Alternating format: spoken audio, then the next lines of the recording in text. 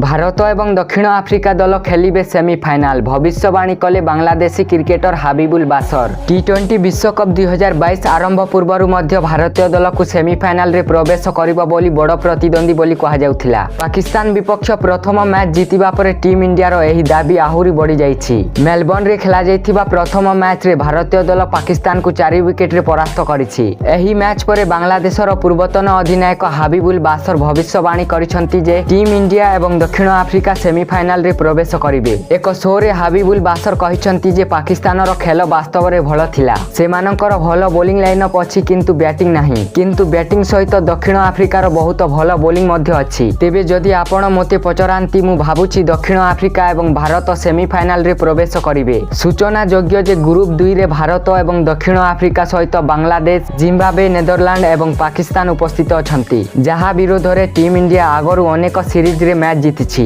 एबे भारतीय दल ग्रुप 2 रो सबुठारु मजबूत दल एवं अंक तालिका रे मध्य शीर्ष रे रहिछि।